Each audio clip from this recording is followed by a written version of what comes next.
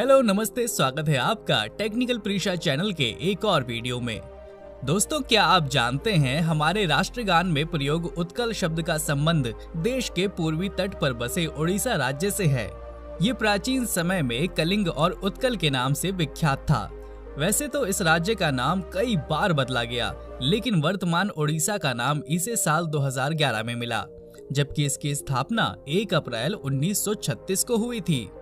दोस्तों, इस राज्य की कई ऐतिहासिक और सांस्कृतिक कहानियां हैं, जिसके चलते ये तमाम शासकों और अंग्रेजों के निशाने पर रहा।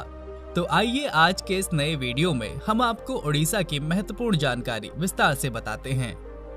दोस्तों, मौजूदा समय में उड़ीसा क्षेत्रफल की दृष्टि से देश का 9वां और जनसंख्या के हिसाब से 11वां सबसे बड़ा राज्य है।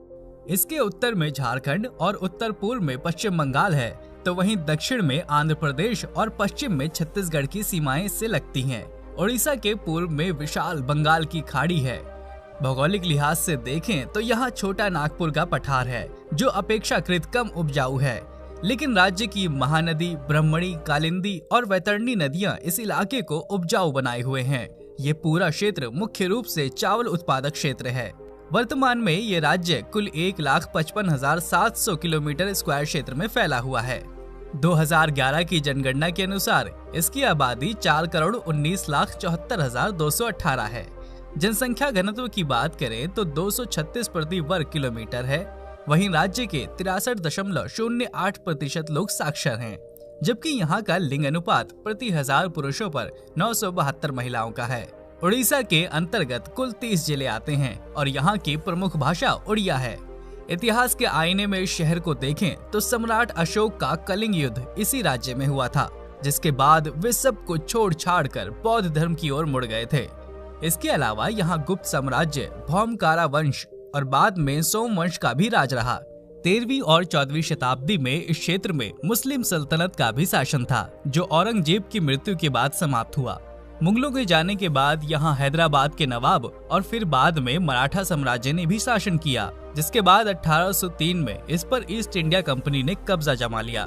वर्तमान में यहाँ लगभग 62 समुदाय के लोग निवास करते हैं, जिनकी विविध संस्कृति यहाँ की पहचान है।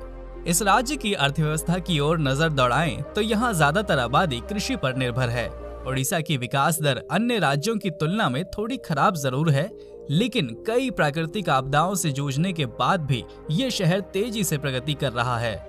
यहाँ मयूरभंज, जेजपुर, जोड़ा, केवनिझर, सुंदरगढ़ आदि प्राकृतिक संपत्ति से समृद्ध खाने मौजूद हैं, जहाँ प्रचुर मात्रा में लोहा, स्टील, तांबा, कोयला और लोहे के उपधातु इत्यादि पाए जाते हैं। उड़ीसा अपनी समृद्ध कलात्मक विरासत के लिए भी जाना जाता है और इसने भारतीय कला एवं वास्तुशिल्प के सर्वश्रेष्ठ उदाहरणों का सृजन किया है। भित्ति चित्रों, पत्थर व लकड़ी पर नक्काशी, देव चित्र और ताड़ पत्रों पर चित्रकारी के माध्यम से कलात्मक परंपराएं यहाँ आज भी कायम हैं।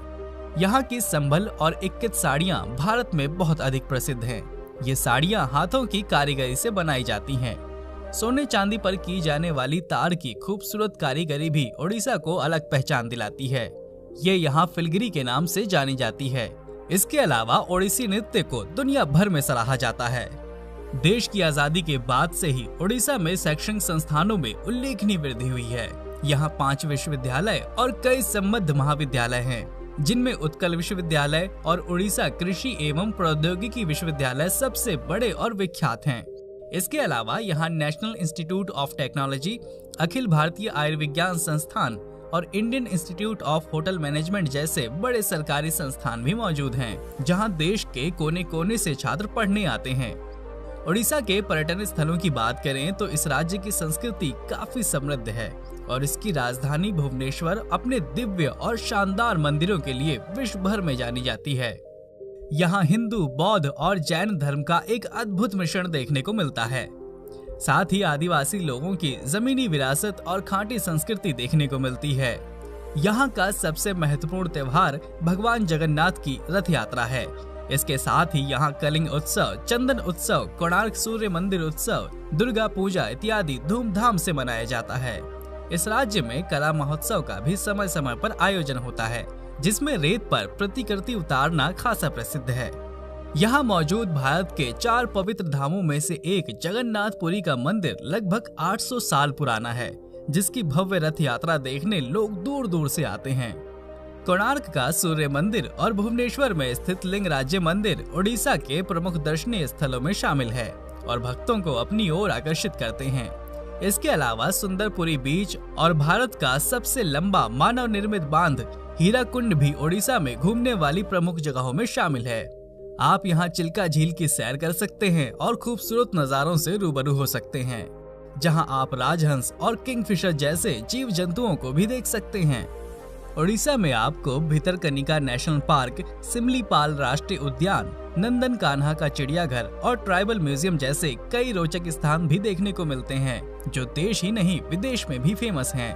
इतिहास प्रेमियों के लिए यहाँ उदयगिरी और खंडगिरी की गुफाएं और धौलगिरी की खूबसूरत पहाड़ियाँ हैं, जो अपने अंदर की ऐतिहासिक धरोहरों को समेटे हुए है। उड़ीसा जितना खूबसूरत राज्य है, उतना ही स्वादिष्ट यहाँ का पकवान है।